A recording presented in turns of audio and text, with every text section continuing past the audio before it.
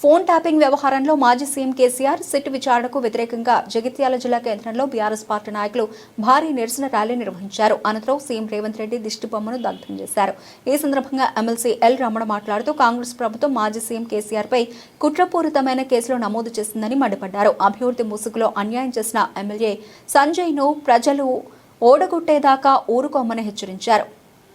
తెలంగాణ ప్రజల కోరికను ఉద్యమ రూపంలో మార్చి ఉద్యమ రథసారథిగా నాయకత్వం వహించి తెలంగాణ సాధించినటువంటి తొలి ముఖ్యమంత్రి ప్రియతమ నాయకులు కేసీఆర్ గారి పట్ల కాంగ్రెస్ ప్రభుత్వం కుట్రపూరితంగా దురుద్దేశపూర్వకంగా కేసులు పెట్టి విచారణ చేయాలని చెప్పని చేస్తున్నటువంటి ఈ దురహంకార పరిపాలనకు చరమగీతం పాడే విధంగా రేవంత్ రెడ్డి కాంగ్రెస్ ప్రభుత్వం ఇచ్చినటువంటి కుట్రను తిప్పికొట్టడానికి రాష్ట్ర వ్యాప్తంగా సోదరులు కేటీఆర్ గారు ఇచ్చినటువంటి పిలుపు మేరకు పట్టణాలలో, వార్డులలో, గ్రామాలలో పెద్ద ఎత్తున నిరసన కార్యక్రమం చేపట్టడం జరిగింది. ఈ కార్యక్రమంలో పెద్దలు జిల్లా అధ్యక్షులు విద్యాసాగర్ రావు గారు, అదేవిధంగా గౌరవనీయులు తొలి జెడిపి చైర్పర్సన్ దా వసంత సురేష్ గారు సాయంత్రమే పిలుపొచ్చింది. 2 పర్యాయాలు ముఖ్యమంత్రిగా పనిచేసి భారతదేశంలోనే ఆర్థిక రంగంలో అగ్రగామిగా నిలిపినటువంటి మహానాయకుడు కేసీఆర్ గారు. సాగునీటి రంగంలో 2014 ముందు కేవలం 1 కోటి ఎకరాలుంటే 2 కోట్ల ఎకరాలకు పెంచినటువంటి నాయకుడు కేసీఆర్ గారు. పురపాలక సంఘాలలో అభివృద్ధి, గ్రామీణ ప్రాంతాలలో అభివృద్ధి, మౌలిక సదుపాయాలలో అభివృద్ధి, విద్య, వైద్యము, వ్యవసాయము, విద్యుత్ రంగాలలో ఏ రంగంలో వచ్చినా కానీ 10 ఏళ్లలో భారతదేశంలో వచ్చినటువంటి నెంబర్ 1 స్థానం పెద్దలు కేసీఆర్ గారిని చెప్పి మనం చేస్తున్నా. ఆ విధంగా క్యాబినెట్ నడిపించినటువంటి నాయకుడు ఒకవైపు ఉంటే 2 సంవత్సరాల అసమర్థ పాలనతో రేవంత్ రెడ్డి కాంగ్రెస్ ప్రభుత్వం పరిపాలిస్తున్నది. దాదాపు 2 లక్షల కోట్ల పైగా అప్పు తెచ్చినటువంటి ప్రభుత్వం ఏ తట్టడు మట్టి వేసినట్టు పాపన పోలేదు, ఎక్కడా పని జరగలేదు. కానీ కేసీఆర్ గారి మీద అక్రమ కేసులు పెట్టి అక్రమ విచారణల పేరు మీద, కేటీఆర్ గారి పేరు మీద, హరీష్ రావు గారి పేరు మీద, సంతోష్ రావు గారి పేరు మీద నోటీస్ ఇస్తే ఈ కాకమ్మ కబుర్లు కేసీఆర్ గులాబీ సైన్యం వెను తిరగదు, కదము దొక్కుతుంది, కథన రంగంలో ఉంటుంది. కన్నెర వేస్తే ఈ కాంగ్రెస్ రేవంత్ రెడ్డి ప్రభుత్వం కాలగర్భంలో కరవడం ఖాయమని చెప్పని మనం వేస్తున్నా.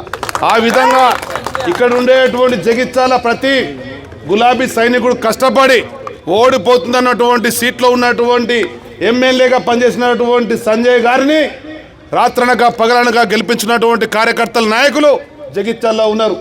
వీళ్ళకు మోసం చేసి ఒక మోసపూరితమైనటువంటి మాటలు చెప్పి అభివృద్ధి ముసుగులో అన్యాయం చేసినటువంటి సంజయ్ని ఓడగొట్టేంత వరకు ప్రతి గులాబీ సైనికుడు వీర కంకణం కట్టుకోవడం చెప్పి మనం చేస్తున్నా. నువ్వు అభివృద్ధి పేరు మీద నీది ఏ పార్టీ అని చెప్పలేనటువంటి ఒక అజ్ఞానిగా ఉన్నావు. ఒక వైద్యునిగా ఉండి నీది ఏ పార్టీ అని చెప్పంటే కండువ కప్పుకోలేక వెనకాల చూస్తే కాంగ్రెస్ అగ్రనాయకత్వం ఉంది. అందరూ కూడా చీతు అనేటువంటి పరిస్థితి నీకు వచ్చింది అని చెప్పంటే మేము తలదించుకునే పరిస్థితి ఉంది. ఇటువంటి వ్యక్తిగా మేము కష్టపడి గెలిపించుకునేటువంటి బాధ మా లోపల కలుగుతున్నది. ఏ పరిస్థితుల్లో కూడా అభివృద్ధి ముసుగులో వచ్చేటువంటి అభ్యర్థులను మట్టి గరిపించేంత వరకు కూడా ప్రతి గులాబీ సైనికుడు వీరోచితంగా పోరాడతారని చెప్పని కూడా మీకు మనం వేస్తున్నా. ఇవాళ మీరు ఇచ్చినటువంటి సిట్ నోటీసు ఏదేమైనా కానీ కేసీఆర్ గారి మీద ఈగ వాలినట్టయితే రాష్ట్రం అంతా కూడా అగ్నిగుండం అవుతుంది. ఆ నాయకుని మహానాయకుని నాయకత్వంలో తెలంగాణ సమగ్రాభివృద్ధి మళ్ళీ జరగాలన్నా, తెలంగాణలో సామాజిక న్యాయం జరగాలన్నా కేవలం కేసీఆర్ నాయకత్వంలో ఉండేటువంటి గులాబీ దళంలోనే ఉండే అంశాన్ని కూడా గత 10 ఏళ్ళు చూసినాం.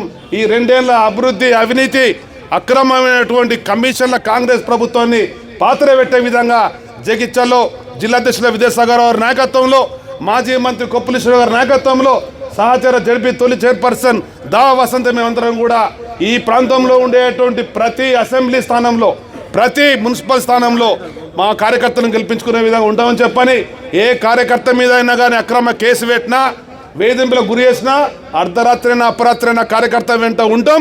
మీరు చేసేటువంటి అక్రమాలను